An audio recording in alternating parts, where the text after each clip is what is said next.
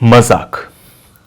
आए दिन हम सभी लोग जिंदगी में मजाक करते ही हैं। रोजमर्रा की जिंदगी में ये आम सी बात है कि अपने यार दोस्तों के साथ में या फिर कभी कभी अपने माता पिता के साथ में भी हम लोग मजाक करते हैं। मजाक के बिना जिंदगी जिंदगी लगती ही नहीं है। वो जिंदगी में मजा ही क्या जिसमें मजाक ना हो। और कभी कभार इस मजाक के ही चक्कर में हम लोग बहुत बुरे फंस जाते हैं। ये मजाक कभी कभी किसी को इतना ज्यादा चुभ जाता है कि वो इंसान या तो हमसे बात करना ही छोड़ देता है या फिर वो बदले पे उतारू हो जाता है। किसी इंसान के अंदर कितनी घृणा बसी हुई है, कितनी नफरत है, इसे नापने का कोई पैरामीटर नहीं है। वो इंसान आपकी एक बात से कितना परेशान हो चुका है या वो किस हद तक गिर सकता है सिर्फ और सिर्फ आपसे बदला लेने के लिए, इसको आप कभी नहीं नाप सकते। आज की कहानी जो है ये काफी डिफरेंट है और ये जो स्टोरी है ये हॉरर होने के साथ साथ एक इमोशनल स्टोरी भी है। यहां पर एक लड़की ने एक छोटा सा मजाक किया और वो मजाक उसके गले का फंदा बन गया। अगर उसके साथ ही सिर्फ बुरा यहां पर होता तो भी चल जाता, लेकिन इस मजाक के चलते उसका पूरा परिवार पिस गया और इतना दर्दनाक हादसा उसके साथ हुआ जिसको वो कभी भी जीते जी भुला नहीं सकती। यहां पर वो मौत के मुंह से वापस बच के जरूर आई, लेकिन अपने घर के बाकी सदस्यों को नहीं बचा सकी। और सिर्फ उसका दोष इतना ही था कि उसने यहां पर एक छोटा सा मजाक किया था। तो क्या है पूरी की पूरी कहानी, मैं फटाफट से आपको बता देता हूं। बेसिकली कहानी यहां पर शुरू होती है 21 अप्रैल 2005 को। रीटा एक लड़के को यहां पर जन्म देती है, लेकिन इससे पहले थोड़ा सा रीटा के पास्ट के बारे में बात कर लेते हैं क्योंकि वो बहुत जरूरी है। रीटा जो थी वो स्कूल में बहुत अच्छी लड़की थी। सभी टीचर्स कहते थे कि ये लड़की जिंदगी में कुछ बहुत बड़ा करेगी। वहीं पर उसकी खूबसूरती भी एक उसके लिए प्लस पॉइंट था। लड़के जो थे वो उस पर काफी मरते थे और इसी के साथ साथ उसकी एक बहन भी थी। अब ये नहीं है कि उसकी बहन उससे चिढ़ती हो, नहीं, उसकी बहन उसे बहुत सपोर्ट करती थी। अपनी बहन पर गर्व था उसे कि मेरी बहन जो रीटा है वो इतनी अच्छी है। रीटा और पारुल ये दोनों सगी बहनें थी। इधर रीटा जब स्कूल में थी तब तो उनको प्रशंसा मिलती ही थी। इसी के साथ साथ जब वो कॉलेज में आई तो उनकी जिंदगी और अच्छी हो गई और सुहानी हो गई। न जाने यहां पर क्या हुआ एक दिन रीटा के साथ कि उनका एक बहुत भयानक एक्सीडेंट हो गया जिसके चलते उनका जो चेहरा था वो खराब हो गया। यहाँ पे थोड़े बहुत मार्क्स आ गए उनके चेहरे पे।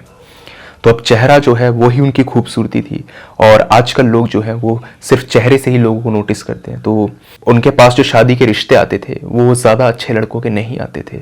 दहेज वगैरह वो लोग ज़्यादा मांगा करते थे और उनके पेरेंट्स इस चीज़ को लेकर के राजी नहीं थे। रीटा जो थी वो मनी मन थोड़ी दुखी भी होती है कि उनकी ज़िंदगी एकदम से कैसे पलट गई।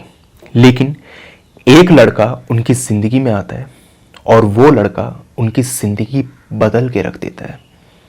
वो लड़का जो था उसका नाम था सार्थक। सार्थक की अगर मैं आपसे बात करूं, बहुत अच्छा लड़का, बहुत नेक लड़का, सारे गुण थे उसके अंदर, कोई कमी नहीं। बस एक चीज जो शायद बच गई थी वो ये थी कि वो ज्यादा अच्छा पैसा नहीं कमा पाता था। जिंदगी में बहुत ऑनेस्ट था वो और हर एक चीज के अंदर वो इधर एक्सेल करता चला गया, पढ़ाई लिखाई में भी, हर चीज में। लेकिन जहां पैसे कमाने की बात आई वहां वो कहीं ना कहीं चूक गया। रीटा जो ऑलरेडी यहां पर काफी ज्यादा दुखी थी क्योंकि उनका चेहरा जो था वो खराब हो चुका था और शादी की उम्मीदें उन्होंने छोड़ दी थी। उनके घर वालों पे एक दिन सार्थक का यहाँ पे रिश्ता आता है और सार्थक से जब रीटा मिलती है तो मिलने के बाद में कहीं ना कहीं उन्होंने उस लड़के को पसंद कर लिया। अब ये जो मैं आपसे बात इधर शेयर कर रहा हूं ना, ये ऐसे ही नहीं कि फिजूल की बात है, इसकी आगे जाके इंपॉर्टेंस है कहानी के अंदर, इसीलिए मैं आपसे ये बात शेयर कर रहा हूं। सार्थक की नेचर बहुत अच्छी थी, बहुत केयरिंग था, बहुत लवेबल था, सब कुछ अच्छा था उस लड़के के अंदर। वो यहां पर रीटा से शादी कर लेता है। मेहनत बहुत ज्यादा करने वाला लड़का था। शादी के बाद में उन्होंने सोचा कि किसी ना किसी तरीके से हम अपना जो है यहाँ पे गुजारा कर लेंगे। यहीं पर जो पारुल थी उसकी भी शादी यहाँ पर हो चुकी थी और एक अच्छे खासे लड़के से शादी हुई थी जो काफी अमीर था। पारुल भी पढ़ाई में अच्छी थी, लेकिन रीटा से थोड़ी कम। पारुल की शादी हो गई, पारुल अपनी अलग जिंदगी बसाने लग गई। पारुल का कोई बच्चा नहीं था, वो अपने पति के साथ रहती थी और खुश थी। दोनों बहनें लगातार बातें करती रहती थी। रीटा की सोई हुई किस्मत न जाने कैसे जाग गई और सार्थक, जो अब तक यहाँ पर बहुत छोटा बिजनेस करता था, उसका बिजनेस बहुत अच्छा चलने लग गया और खूब अच्छा खासा उसने यहाँ पे पैसा कमाया, लेकिन इतना नहीं कि जितना पारुल का हस्बैंड कमाता था। अच्छा खासा पैसा वो कमाया करता था। दोनों मियाँ बीवी बहुत खुश थे। उन्होंने सोचा जिंदगी पूरी करनी है तो इसके लिए जो है एक बेबी होना भी बहुत ज़रूरी है। सार्थक ने भी कहा कि हाँ, अब मैं फाइनेंशियली इतना ज़्यादा स्ट्रांग हूँ कि एक बच्चे की देख रेख हम अच्छे से कर सकते हैं, तो एक बेबी अगर हो जाएगा तो ज़िंदगी कंप्लीट हो जाएगी, फैमिली कंप्लीट हो जाएगी। लेकिन ये जो किस्मत थी, न जाने इसको कौन सा ग्रहण लग गया कि इधर पारुल को पता चला कि प्रेग्नेंट होने के चांसेस बहुत कम है, लगभग ना के बराबर। बहुत बार वो प्रेग्नेंट हुई और इधर उनका मिसकैरेज होता चला गया। उनके प्रेग्नेंट होने के चांसेस ही बहुत कम थे, लेकिन फिर भी वो प्रेग्नेंट हो जाया करती थी और उसके बाद में भी उनका मिसकैरेज हो जाता था। 3 से 4 बार मिसकैरेज हो चुका था। डॉक्टर्स ने कहा अब ये कभी भी मां नहीं बन पाएंगी। उन लोगों को काफी दुख हुआ इस चीज को जान करके, लेकिन एक मिरेकल कह लीजिए, एक चमत्कार कह लीजिए, उनकी जिंदगी में घटा और एक बार पारुल दोबारा से प्रेग्नेंट हो गई और इस बार उन्होंने एक लड़के को जन्म दिया 21 अप्रैल 2005 को। तो यहीं से 21 अप्रैल 2005 से ही कहानी स्टार्ट हुई थी। न जाने रीटा के हस्बैंड के बिहेवियर में क्या चेंज आ गया, वो अचानक से पागल होना शुरू हो गया बिना किसी वजह के। ऐसा नहीं था कि वो इधर टोने टोटके करता हो या फिर बहुत ही ज्यादा उल-झलुल हरकत करता हो, जुआरी हो, शराबी हो, नहीं, कुछ भी नहीं था। उसका बिहेवियर बहुत ज्यादा चेंज हो गया, गुस्सैल हो गया वो इंसान। ये कैसे मुमकिन है? एक इंसान जो अब तक अपनी बीवी से हद से ज्यादा प्यार करता था, वो हद से ज्यादा गुस्सैल कैसे हो सकता है? खैर, ये भी बात ठीक थी, लेकिन जब उस लड़के की यहाँ पे डिलीवरी हुई, उस बच्चे की बेसिकली डिलीवरी हुई, तो उन्हें मालूम चला कि ये लड़का है और इसी के साथ साथ ये गूंगा है। वो बच्चा कभी बोल नहीं सकता था, सुन सकता था, देख सकता था। ये चीज जैसे ही रीटा की जिंदगी में हुई, वो और दुखी हो गई कि एक बच्चा हमारी जिंदगी में आया, लेकिन वो भी गूंगा है। लेकिन कोई बात नहीं, माँ के लिए तो बच्चा बच्चा ही है, चाहे गूंगा हो, बहरा हो या फिर सही सलामत। उन्होंने कहा मैं कभी भी प्यार में कोई कटौती नहीं करूंगी। लेकिन यहीं पर सार्थक का जो बिहेवियर था वो बहुत चेंज हो चुका था। वो उस बच्चे पर लगातार गुस्सा करता था, छोटा सा बच्चा जो कुछ समझ नहीं सकता। इधर रीटा से लगातार लड़ाई झगड़े और ये कहना कि ये मेरा बच्चा हो ही नहीं सकता, तुम इतनी घटिया औरत हो, हर बात पे लड़े जाना, और ये जो चीजें थी ये लगातार बढ़ती ही चली गई। इसी के साथ साथ जो सार्थक का बिजनेस था वो ठप हो चुका था। कंगाल हो गए थे वो लोग, रोड पे आने की नौबत आ चुकी थी उनकी। ये कैसे हो सकता था? कोई भी उनसे जलता नहीं था, कोई भी उनसे खुंदक नहीं खाता था। कौन करेगा ऐसा? ये लगातार रीटा के मन में बातें घूमती रहती थी। सार्थक लगातार ये बात बोलते थे कि मैं एक दिन मर जाऊंगा, मैं एक दिन मर जाऊंगा, और वो इसी तरीके से लगातार अपनी बीवी से लड़ते रहते थे और उस बच्चे को देख करके बहुत सड़ी हुई शक्ल बनाते थे, जैसे कि वो बच्चा बच्चा ना हो, शैतान हो। एक दिन वो इधर बहुत दुखी हो चुकी थी रीटा, और वो कह रही थी अगर तुम्हें इतनी ही दिक्कत है तो तुम हमें तलाक क्यों नहीं दे देते? इधर सार्थक कहते हाँ बिल्कुल, मुझे कोई दिक्कत नहीं है, तुम मेरे से दूर चली जाओ। वो यहाँ पर गुस्सा होकर चली गई और उनको लगा कि उन्हें वापस से अपने पति को मनाना चाहिए, जो भी डिफरेंसेस हैं उन्हें सॉल्व करना चाहिए। एक दिन बाद वो वापस आती हैं, बट टू हर सरप्राइज उसके पति इस दुनिया में नहीं थे। उन्होंने फांसी लगा ली थी, खुदकुशी कर ली थी उन्होंने। क्या वजह थी ये किसी को नहीं पता, क्योंकि कोई सुसाइड नोट नहीं था और मियाँ बीवी के झगड़े कॉमन से थे। आस पड़ोस के लोगों को ये बात मालूम जरूर थी। बच्चा उस वक्त पर बहुत छोटा था, 3-4 महीने का सारा वो बच्चा था। रीटा को नहीं पता था कि आखिर सार्थक की डेथ हुई कैसे है। इसका पता उन्हें बहुत बाद में मालूम चलता है कि आखिर सार्थक की डेथ हुई कैसे थी, और अगर सार्थक उस वक्त पर ही अपनी इस प्रॉब्लम को शेयर कर देते ना रीटा के साथ, तो आने वाली मुसीबतों को टाला जा सकता था। लेकिन सार्थक के ऊपर न जाने कौन सा भूत सवार था, उन्होंने सुसाइड कर ली। यह सब सिलसिला 2-3 महीने में ही हो गया। उससे पहले तो सब कुछ ठीक था। ऐसा नहीं कि बच्चा मनहूस हो, बच्चे के आने से थोड़ी ऐसा कुछ हो सकता है, ये तो मुमकिन है ही नहीं। रीटा भी यही बात सोच रही थी। बहुत दुखी रहती थी रीटा, और इस दुख को कम करने के लिए जो उनकी बहन थी पारुल, वो उनके साथ रहने आ जाती है। पारुल कुछ 2-3 महीने तक रीटा के साथ रही। इस बीच रीटा पूछती थी कि पारुल तुम अपने घर नहीं जाती? पारुल कहती है मेरा अपने पति से झगड़ा हो चुका है और वो मुझे छोड़ के यूएस चले गए हैं और उन्होंने कहा है मैं कभी भी वापस नहीं आऊंगा। पारुल इधर बताती थी कि उनके पति उनको बहुत मारते थे, पीटते थे और उनका किसी के साथ अफेयर चल रहा था। इसी के चलते वो यूएस चले गए। दोनों बहनें बहुत उदास थी क्योंकि दोनों के ही हस्बैंड यहाँ पर चले गए थे। किस्मत कैसा खेल खेल रही थी उनके साथ, उन्हें समझ नहीं आ रहा था। पारुल जो थी वो इधर छोटा मोटा काम करती थी और रीटा जो थी वो कोई काम नहीं करती थी। वो बेसिकली एक हाउसवाइफ थी। जो उनके पति का यहाँ पर ठप हुआ वो बिजनेस था, उसे किसी तरीके से संभालने की कोशिश करती है रीटा, और उस मुकाम पर तो नहीं लेकिन उससे थोड़ा निचले मुकाम पर वापस से बिजनेस को स्टैब्लिश कर चुकी थी। इतना हो चुका था कि अच्छे से घर परिवार में खा पी करके 2 पैसे बचाए जा सके। जिंदगी वापस से पटरी पर आ चुकी थी। हस्बैंड का गम तो उनको था ही, लेकिन जिंदगी तो जीनी ही थी। वापस से बिजनेस काफी अच्छा स्टैब्लिश हो चुका था और एक वक्त पर तो वो उस बिजनेस को उस मुकाम तक लेकर चली गई जहां पर उनके हस्बैंड भी लेकर के नहीं गए थे। और ये सब कुछ उन्होंने सिर्फ अपनी बदौलत किया था, अपनी बहन की कोई मदद नहीं ली थी। अब जिंदगी काफी खुशहाल हो चुकी थी, जीना सीख लिया था उन्होंने। इसी के साथ साथ जो उनका बेटा था वो इधर बड़ा हो रहा था और यही सब सिलसिला चलता रहा और उनका लड़का जो था इधर बड़ा होता चला गया।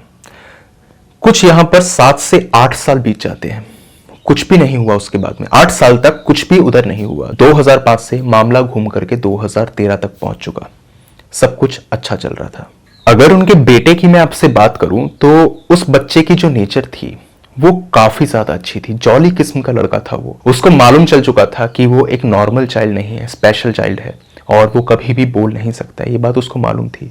लेकिन इस चीज ने कभी भी उसकी जिंदगी पर कोई नेगेटिव इफेक्ट नहीं डाला। वो अपनी जिंदगी को बिल्कुल नॉर्मल बच्चों की तरह से ही जीता था। सब कुछ अच्छा चल रहा था, कंपनी भी अच्छी चल गई थी। इसी के साथ साथ जो टीचर्स थे वो हमेशा उस बच्चे की बहुत तारीफ करते थे कि आपका बच्चा पढ़ाई में बहुत अच्छा है, स्पोर्ट्स में बहुत अच्छा है और बिहेवियर में तो इसके क्या ही कहने। हर जगह उस बच्चे की वाहवाही होती थी और ये चीज पारुल और रीटा दोनों देखती थी। दोनों ही इधर बहुत खुश थे और बहुत अपने बच्चे पर प्राउड करते थे। न जाने उसके 8th बर्थडे पर इधर क्या होता है, बड़ी अजीब सी बात होती है कि उस बच्चे का बिहेवियर कंप्लीटली चेंज हो जाता है। यानी कि जैसा वो पहले था वैसा नहीं रहता वो बहुत अजीब हो जाता है। अब वो डरा डरा सहमा सहमा सा रहता था और हमेशा अपनी मम्मी के साथ साथ चलता था और अपनी मम्मी को कहता था कि आप मुझे यहाँ पर सुलाओ तो भी मैं सोऊंगा। खैर बोल नहीं सकता था, वो इशारे में इस चीज़ को बोला करता था। अब आगे मैं स्टोरी के अंदर जब भी ये बात आपसे करूंगा कि वो बच्चा ऐसा बोलता था तो मेरा कहने का मतलब यही होगा कि वो इशारों से इस बात को बोलता था। तो वो हमेशा इस बात को बोलता था कि आप मुझे अपने पास में सुलाओ या फिर मेरे सोने के बाद इधर से जाओ, इस तरीके से वो बोला करता था। बहुत डरा डरा सा रहता था। रीटा को समझ नहीं आता था कि आखिर ये बिहेवियर है तो है क्या। पारुल भी बहुत चिंतित थी कि अभी तक तो ये बच्चा बिल्कुल ठीक था और अचानक से इधर क्या हो गया। उन्होंने एक पंडित जी को यहाँ पर बुलाया और कहा कि पंडित जी आप एक बात देखिए, ये बच्चा जो है इसके बिहेवियर में काफ़ी चेंज आया है, तो आप बताइए कि इसका पीछे क्या है। क्या इसके ऊपर 7.5 यानी कि जो शनि है वो इसका भारी चल रहा है? कुछ भी थोड़ा बहुत जो उनको मालूम था उन्होंने उससे पूछा। पंडित ने जैसे ही उस घर में कदम रखा, उस बच्चे को देखा और उस बच्चे के सर पे हाथ लगाया। न जाने उसके ऊपर क्या हुआ, वो पंडित वहां से उल्टे पांव वापस भाग गया और वो बहुत डरा हुआ था। अचानक से रीटा और पारुल दोनों वहां से बाहर आई और उन्होंने कहा पंडित जी क्या हुआ, कोई प्रॉब्लम है? पंडित हंसते हुए बोलता है नहीं कोई प्रॉब्लम नहीं है, आपका जो बच्चा है बहुत अच्छा है और आप खामखा दुखी हो रही हैं, मुझे आज्ञा दीजिए, नमस्कार, मैं चलता हूँ। बड़ी अजीब सी बात थी। इतना घबराया हुआ आदमी हंसते हुए इस बात को बोल रहा है। उन्होंने सोचा चलो कोई बात नहीं, पंडित जी ने इधर आज्ञा दे ही दी है तो उन्होंने कहा कि हमारे मन का वहम होगा और थोड़ा सा बच्चा जब बड़ा होता है तो इस तरीके के बर्ताव वो करता ही है। लेकिन ये चीज अगर यहीं रुक जाती तो भी ठीक था। अब वो बच्चा बहुत डरा डरा सा रहता था, कांपता रहता था, हर छोटी बात पे वो कांपता रहता था। और इसी के साथ साथ एक बहुत ही और चीज रीटा ने नोटिस करी कि जब भी पारुल उससे मिलने आती थी तो वो पारुल से मिलता नहीं था। वो भाग करके अपनी माँ के पास चला जाता था, यानी रीटा के पास चला जाता था। अपनी मौसी से नहीं मिलता था वो। क्यों नहीं मिलता था पता नहीं। कभी भी पारुल ने हाथ नहीं उठाया, उस बच्चे से ऊंची आवाज में बात नहीं करी। हर किसी ने उसको दुलार से पाला। ऐसा क्या हो गया? उन्होंने यहाँ पर सोचा कि शायद से इसके स्कूल में कोई प्रॉब्लम चल रही है, तो हमें यहाँ पर जाकर के इसकी क्लास टीचर से बात करनी चाहिए। उन्होंने कहा कि रैगिंग वगैरह होती है आपके स्कूल में? तो टीचर पहले तो मना करने लगी, लेकिन बाद में उन्होंने कहा हाँ रैगिंग होती है, और मुझे लगता है कि आपका बच्चा जो है स्पेशल चाइल्ड है, तो इसी के चलते इसकी जो है यहाँ पर रैगिंग की जाती होगी। और रैगिंग होती भी थी। वो रैगिंग बंद करवाई गई और उन्होंने सोचा कि अब जो हालात है वो हमारे काबू में आ चुके हैं। लेकिन ऐसा बिल्कुल भी नहीं था। 2-4 दिन तक तो ये चीज़ जो थी नॉर्मल चली, वापस से वो बच्चा नॉर्मल बिहेव करने लग गया। लेकिन अब उसकी हालत और बुरी यहां पर होने लगी। वो यहां पर सोते हुए हाथ पैर मारता था और अपने आप को इंजर्ड करने की कोशिश करता था। इसी के साथ साथ रीटा और पारुल ये चीज देखती थी कि सुबह उठते ही उस बच्चे के चेहरे पर स्क्रैचेस होते थे, उसकी बॉडी पर स्क्रैचेस होते थे, और ऐसा लगता था कि ये स्क्रैचेस किसी बड़े इंसान के नहीं है, ना ही किसी जानवर के हैं। ये स्क्रैचेस उस बच्चे के ही हैं। और इसी के साथ साथ ऐसा लगता था कि किसी ने उसको बहुत तेज की यहां पर जकड़ रखा था। जैसे अगर आप किसी को पकड़ेंगे तो पकड़ने के बाद जो हाथों के निशान होते हैं, उंगलियों के निशान, वो उधर रह जाते हैं कुछ देर तक। ऐसा लगता था कि रात में कोई उसे यहां पर बहुत बुरी तरह दबा रहा है, उस बच्चे के शरीर को यहां पे दबा रहा है। लेकिन देखने में ऐसा ही लगता था कि वो जो निशान है वो एक बच्चे के ही हैं और वो उसी के हैं। उन लोगों को बहुत अजीब लगा कि हमारे लड़के का आखिर ये बिहेवियर है तो है क्या? अभी तक बिल्कुल ठीक था और अब ये ऐसे बिहेव क्यों करने लगे? लेकिन एक दिन तो यहां पर हद ही पार हो गई। जो बच्चा कभी भी कुछ बोल नहीं सकता था, एक रात वो बहुत तेज तेज चिल्लाना शुरू कर देता है, बहुत ही तीखी आवाज में और बहुत ही तेज। वो चीज आखिर मुमकिन थी तो थी कैसे? वो गूंगा था और वो कभी भी कुछ नहीं बोल सकता था, बस थोड़ा बहुत आ ओ आ ऐसे कर लिया तो कर लिया, इससे ज्यादा वो कुछ नहीं कर पाता था। वो चीख रहा था, बहुत तेज तेज चीख रहा था, और उस रात उसने चीख चीख करके जो अपने वोकल कॉर्ड्स होते हैं उनको इंजर्ड कर लिया, और इसके चलते अब वो चीख भी नहीं सकता था। वोकल कॉर्ड जो होते हैं उनको ठीक होने में लंबा वक्त जाता है, अगर सर्जरी हो जाए तो बात अलग है। उसको अब इधर चीखने में भी दिक्कत थी, वो चीख भी नहीं सकता था। इतना ज्यादा पागलपन, इतना ज्यादा उसके ऊपर यहां पर चढ़ चुका था। वो बार बार अपनी मां को देखते हुए अपनी आंखें बड़ी कर लिया करता था और बहुत ज्यादा डर जाया करता था, जैसे कुछ कहना चाहता हो। एक दिन उसकी मां इस चीज को देख करके बहुत दुखी हो गई और उसके माथे पर हाथ रखते हुए कहती है, बेटा तुझे क्या दिक्कत है? तू मुझे कभी बताता भी नहीं। तू बोल नहीं सकता तो लिख कर बता दे। क्या पता मैं तेरी बात नहीं समझ पा रही हूं, तू मुझे जो इशारे में समझाना चाह रहा है, तू मुझे लिख के बता दे तू क्या कहना चाहता है। वो बच्चा नामे गर्दन हिला देता है कि मैं नहीं बताऊंगा। बड़ी अजीब सी बात थी। और जितनी भी चीजें उसको यहाँ पर पसंद थी, जैसे उसको आइसक्रीम खाना बहुत पसंद था, तो उसे वो फेंक दिया करता था। वो आइसक्रीम नहीं खाएगा, कोल्ड ड्रिंक नहीं पिएगा। इसी के साथ साथ जो उसकी पढ़ाई थी वो भी काफी इफेक्ट हो रही थी। स्कूल में उसके ग्रेड्स लगातार गिरते ही जा रहे थे, और यहां तक भी बात रुकी नहीं। जो इधर रीटा का बिजनेस था वो काफी डाउन हो चुका था। वापस से वही स्थिति हो चुकी थी जब सार्थक की डेथ हुई थी। वही स्थिति वापस से रीटा की फैमिली में आ चुकी थी। पारुल भी बहुत दुखी थी। किसी को कुछ समझ यहाँ पर नहीं आ रहा था। कई सारे पंडितों से उन्होंने यहाँ पर बात करी। हर बार पंडित आकर के यही बात बोल देते थे कि आपका घर बिल्कुल ठीक है, आपके घर में कोई दिक्कत नहीं है। खैर ये बात रीटा को बाद में मालूम चलती है कि आखिर इसके पीछे का रीजन क्या था, क्यों कोई भी पंडित आकर के इस घर में टिकता नहीं था और बस अच्छा है बोल करके चला जाया करता था। खैर ये सब कुछ चल ही रहा था। एक दिन जो उधर उनका बेटा होता है, रीटा का बेटा होता है, वो अपनी माँ को इशारे से बुलाता है। उसकी माँ आती है, बहुत दुखी थी, और पूछती है क्या हुआ बेटा। पेपर पे वो कुछ लिख करके देता है, टूटी फूटी हैंड राइटिंग से कुछ लिख करके देता है, मुझे बचा लो, वो मुझे जीने नहीं देगा, वो मेरे साथ रहता है। वो कहती बेटा कौन, कहां है, हमें बता, हम तेरी मदद करेंगे, कौन कहां है। वो दीवार की तरफ इशारा कर देता है। दीवार की तरफ देखा जाता है तो कोई नहीं था। इधर रीटा की एक दोस्त थी जो इधर साइकाइट्रिस्ट थी, तो उनसे वो कंसल्ट करती हैं। तो वो बताती हैं कि जो बच्चे होते हैं वो कभी कभी इमेजिनरी फ्रेंड्स बना लेते हैं और इस तरीके का वो बर्ताव करते भी हैं। तो इसमें घबराने की कोई बात नहीं है, बच्चा बड़ा हो रहा है, धीरे धीरे करके कुछ साल 6 महीने में ठीक हो जाएगा। कहीं पर भी कोई भी मदद उनको नहीं मिल रही थी। वो आखिर अपने बच्चे को सही करे तो करे कैसे? हर जगह से बस यही सुनने को मिलता था कि बच्चा नॉर्मल है। इसी के साथ साथ कुछ 2-4 दिन तक उन्होंने ये भी चीज नोटिस करी कि अब वो बच्चा जो था वो एक्सट्रीम यहां पर डरना शुरू हो चुका था। एक कमरे के कोने में उल्टा बैठ करके बिल्कुल ऐसे सहम के बैठ जाया करता था और कांपता रहता था। भरी गर्मी में वो कांपा करता था और ऐसे कांपता था जैसे उसके पीछे कोई खड़ा हो जो उसको यहां पर हार्म पहुंचाना चाहता हो। बहुत अजीब सी बात थी। रीटा ने एक दिन डिसाइड कर ही लिया कि मैं इसको जल्द से जल्द किसी अच्छे डॉक्टर, किसी अच्छे पंडित, जहां पर भी मेरी पहुंच जाती है, जहां तक भी मैं इसको लेकर जा सकती हूं, मैं लेके जाऊंगी और इस घर से तो इसको मैं दूर करके ही रहूंगी। उन्होंने ये बात ठान ली थी। बस वो रात थी। उस रात में उनका बच्चा उनको कहता है, मम्मी आज आप मेरे साथ सो, मैं अकेला नहीं सोऊंगा। वो कहती है ठीक है बेटा। बच्चे के साथ में वो सो रही थी और उनको बस यही लगता था कि उसका जो कमरा है उसमें कोई ना कोई दिक्कत है। और उन्होंने सोचा कि आज मैं इसके कमरे में रुक कर देखती हूँ कि कौन सी मुसीबत इसके सर पर धावा बोल रही है। रुक के देखती हूँ। कोई प्रॉब्लम नहीं थी उस कमरे के अंदर। वो रुकी, उस बच्चे को सुलाया और सुबह जब उनकी आंख खुली तो उनका बेटा उस कमरे में था ही नहीं। वो पारुल के कमरे में जाती हैं तो देखते कि पारुल के कमरे में तो नहीं है। पारुल शांति से सो रही थी और कोई भी दिक्कत नहीं थी। वो तीसरे कमरे में जाती है। तीसरे कमरे में भी एक बेड था और उन्होंने यहाँ पर गेस्ट्स वगैरह के लिए बेड रखा हुआ था।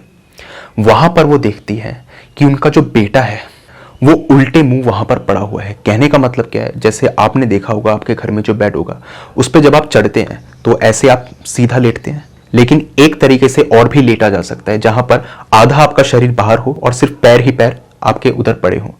वो इस तरीके से लेटा हुआ था। उसके दोनों हाथ ऐसे फैले हुए थे, उसका मुंह ऐसे था और उसका आधा शरीर जो था, मतलब जो धड़ था बेसिकली, वो जमीन पर लटक रहा था। और उसकी जो आंखें थी वो बहुत बड़ी बड़ी थी। उसका मुंह पूरा खुला हुआ था, जैसे एक बहुत बड़ा झटका उसको लगा हो, एक बहुत बड़ा शॉक हो। कोई भी उसकी बॉडी पर इधर मार्क्स नहीं थे कि किसी ने उसका मर्डर कर दिया है, नहीं। लेकिन वो बच्चा जिंदा नहीं था, ये बात कंफर्म थी। वो मर चुका था और उसको देख करके ऐसा लग रहा था कि कुछ 2 से 3 घंटे पहले ही इसकी डेथ हो चुकी है। बॉडी उसकी ठंडी पड़ चुकी थी। कैसे ये चीज हुई? रीटा और पारुल इसी के बारे में सोच रहे थे। उस बच्चे का पोस्टमार्टम भी करवाया गया। रीजन ऑफ डेथ इधर नेचुरल डेथ निकला और डॉक्टर्स ने कहा कि डेथ जो है शायद से वो शॉक की वजह से हुई है या नेचुरल डेथ है, तो कुछ प्रिडिक्ट नहीं कर सकते। कोई भी हार्ट अटैक वगैरह आ ही नहीं सकता। क्या होगा 8 साल के बच्चे को? सब कुछ नॉर्मल सी बात थी। उस बच्चे के साथ में ऐसे कैसे उसकी डेथ हो सकती है? रीटा का तो घर पूरा ही बर्बाद हो गया। पहले पति उसका चला गया, उसके बाद में बच्चा। 8 साल उन्होंने किसी तरीके से अपने पति के बिना जीना सीखा और उसके बाद में बच्चा चला गया। बिजनेस भी ठप हो चुका था। जिस लोन के लिए उन्होंने अर्जी दी थी वो लोन उनको मिला नहीं और उनका बिजनेस भी ठप हो गया। रीटा बहुत ज्यादा दुखी थी और अपने बच्चे को भुला नहीं पा रही थी। पारुल किसी भी तरीके से उनको बस यहाँ पर सांत्वना दे रही थी कि अपनी बहन के साथ में रहूं। इस इंसिडेंट के होने के कुछ 1 महीने बाद पारुल उस घर से चली जाती हैं और वो कहती हैं, देखो मैं काफ़ी दिनों से अपने उस वाले घर में नहीं गई हूँ और मुझे लगता है कि मुझे वहाँ पर जाना चाहिए।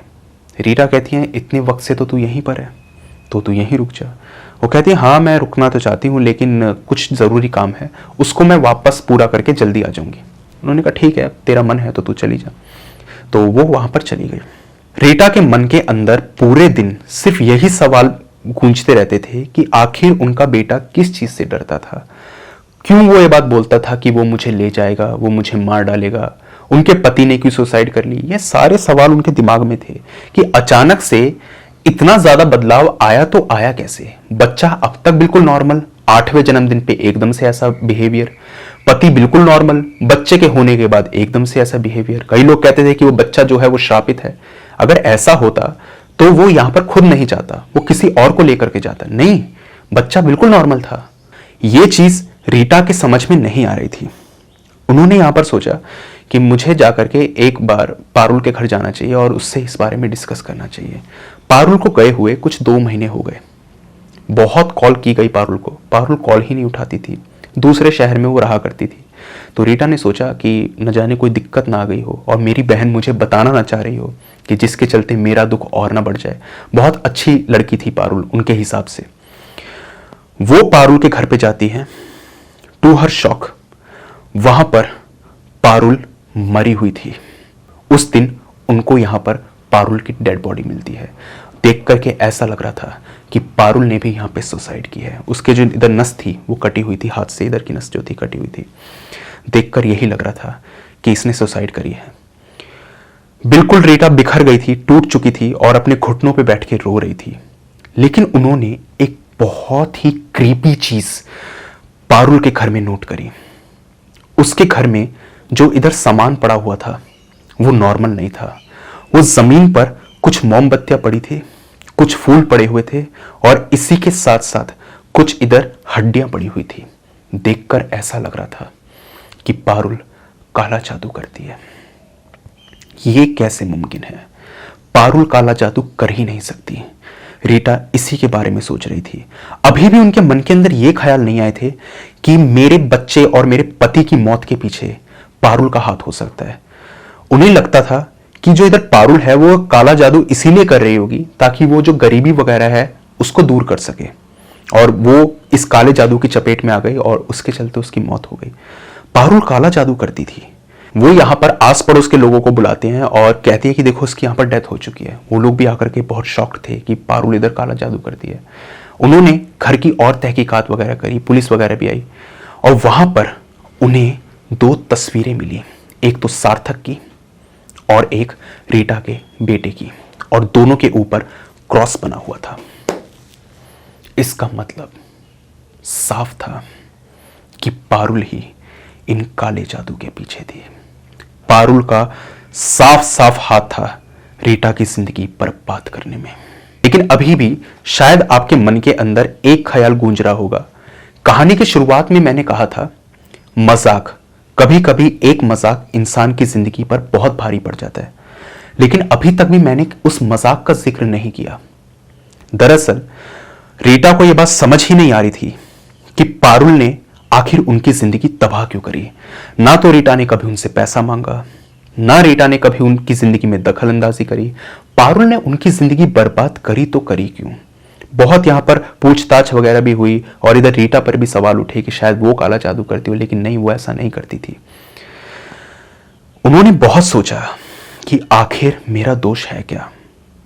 बहुत सोचने पर उनको एक बात याद आती है कि जब इधर पारुल 9th क्लास में थी तो उन्होंने एक बार टीचर से शिकायत लगा दी थी कि पारुल क्लास में चीटिंग कर रही है, और इसके चलते उसको वो एग्जाम दोबारा देना पड़ा था जिसमें पारुल फेल हो गई थी। उसने घर वालों के सामने और अपनी ट्यूशन टीचर के सामने ये बात बोली थी कि वो इस सब्जेक्ट में बहुत अच्छी है और वो टॉप करके दिखाएगी। इधर रीटा ने उसके प्लान को फेल कर दिया था, और ये सिर्फ उन्होंने मजाक के चलते ही किया था। ऐसा नहीं था कि वो कुछ बदला लेना चाहती थी, नहीं, उन्होंने ऐसे ही उनके साथ में किया। इधर पारुल को डांट वगैरह भी पड़ी थी। रीटा ने भी बाद में अपोलोजाइज किया था कि मुझे ऐसा नहीं करना चाहिए था, क्योंकि बार बार पारुल ये बात बोलती थी कि तूने ये काम अच्छा नहीं किया, तुझे ऐसा नहीं करना चाहिए था, मैंने तेरा कुछ नहीं बिगाड़ा था, आखिर मैंने तुझसे क्या मांगा था, तुझे ऐसा नहीं करना चाहिए था। रीटा बार बार कहती थी आई एम सॉरी, और जो भी हुआ है मुझे माफ़ कर दे यार, मैं जानबूझकर ये चीज़ नहीं करना चाहती थी, मुझे नहीं पता था कि तुझे इतना बुरा लगेगा। पारुल ने कुछ 6 महीने तक रीटा से बात भी नहीं करी। उसके बाद सब कुछ नॉर्मल हो गया, लेकिन इसके बाद से ही रीटा की जिंदगी में उतार चढ़ाव का सिलसिला वापस से शुरू हो गया। जैसा मैंने आपको शुरुआत में बताया था कि क्लास की वो टॉपर थी और इसी के साथ साथ उनके बहुत अच्छे मार्क्स आते थे। अब उनके मार्क्स भी कम आने शुरू हो गए। इसके बाद में उनका एक्सीडेंट भी हो गया था जिसके चलते उनका चेहरा खराब हो गया। ये सारी बातें अब वो कनेक्ट कर पा रही थी कि इसके पीछे सिर्फ और सिर्फ पारुल का ही हाथ था, डायरेक्ट पारुल का हाथ था। वो बहुत दुखी होती हैं और इस चीज को वो बदल नहीं सकती थी क्योंकि अब उनकी जिंदगी तबाह हो चुकी थी। एक दिन उनके पति का दोस्त यानी कि सार्थक का दोस्त उनके घर पे आता है इस इंसिडेंट के कुछ 15-20 दिन बाद, और उसके आने पर वो बताता है कि सार्थक उन्हें कहता था कि भाई मुझे एक साया दिखाई देता है और वो साया मुझे अपने साथ लेकर जाएगा।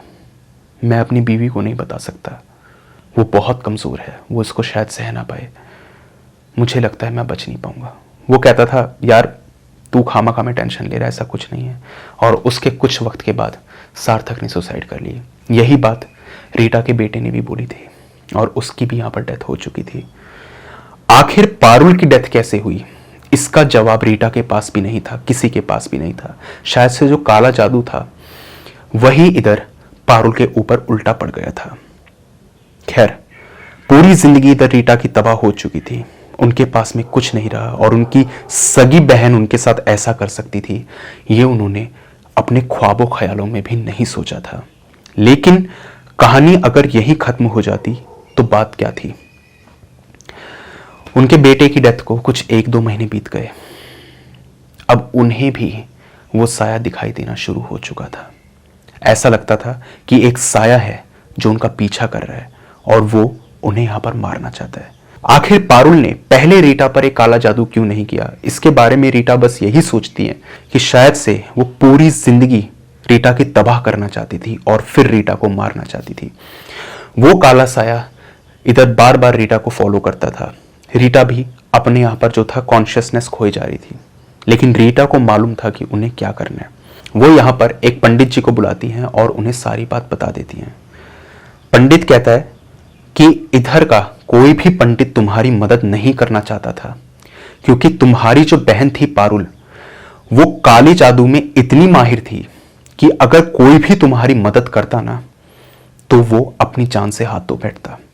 उसे काला जादू इतना अच्छा आता था। इसी के चलते किसी ने भी तुम्हारी मदद नहीं करी और सब ये बोलकर चले जाते थे कि तुम्हारे घर में सब कुछ ठीक है, लेकिन मैं अब तुम्हारी मदद करूंगा। ये काला जादू जो तुम्हारे घर में हो रखा है, इसके पीछे किसी ना किसी चीज का हाथ जरूर है। कोई ऐसी चीज तुम्हें याद है जो तुम्हारे घर में हो और तुम्हें पारुल ने बहुत पहले दी हो। वो कहती है नहीं, ऐसी तो कोई चीज नहीं है। बहुत ढूंढा जाता है, कुछ 1 से 2 दिन तक पूरा घर खंगाल लिया जाता है, वो चीज नहीं मिलती। बाद में उन्हें एक चीज याद आती है कि उनके शादी के वक्त पर इधर पारुल ने एक कॉलाज बनाया था और दोनों बहनें जो थी वो अपने इधर जो थे रिश्ते को बहुत सेलिब्रेट करना चाहती थी, तो एक कॉलाज उधर बेसिकली बनाया था पारुल ने और वो उन्होंने रीटा को गिफ्ट किया था। उन्होंने पंडित जी को कहा कि बस यही वो गिफ्ट है और यही शायद से वो चीज़ है जो हमेशा से पारुल ने मेरे पास रखी। पंडित जी इसको जला देते हैं और लिटरली यहाँ पर जब उसको जलाया जाता है तो वो जो चीज़ थी उसके अंदर से एक काला धुआं सा दिखाई दे रहा था और वो धुआं जो था बार बार अंदर बाहर ऐसे हो रहा था। लेकिन थोड़ी देर के बाद में पूरी की पूरी आग जो थी वो शांत हो गई थी और इसी के साथ साथ रीटा को ऐसा महसूस होता है कि उनके पीछे जो परछाई है वो जा चुकी है और एक इजीनेस, इसी के साथ साथ एक जो भारीपन उनके शरीर पर उनको महसूस होता था वो बहुत कम हो चुका था।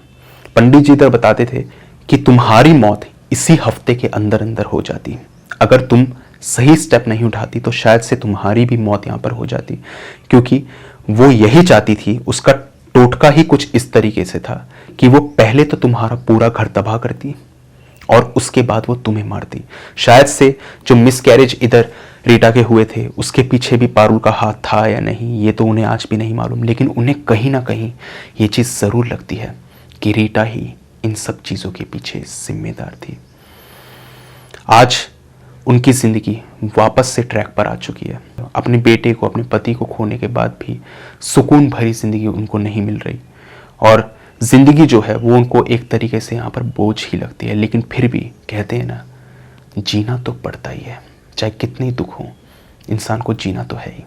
वो जी रही हैं अपनी ज़िंदगी और वापस से उनका जो बिज़नेस था वो ठीक ठाक हो गया और अच्छा खासा आज वो कमा करके अपनी ज़िंदगी यहाँ पर जी रही हैं। खुशी नहीं है ज़िंदगी के अंदर, लेकिन इसी के साथ साथ कोई दुख भी नहीं है। तो ये था पूरा का पूरा इंसिडेंट जो घटा था यहाँ पर रीटा और उनकी फैमिली के साथ में, जिसने पूरी तरह से रीटा की जिंदगी को बर्बाद करके रख दिया। तो ये पूरा का पूरा इंसिडेंट था जिसका टाइटल है नफरत का काला जादू। अगर आपके पास में भी कोई ऐसा ही रियल हॉरर और क्रीपी इंसिडेंट है तो आप मेरे साथ मेरी जीमेल आईडी पर शेयर कर सकते हैं या ऊपर आपको दिखाई दे रही होगी।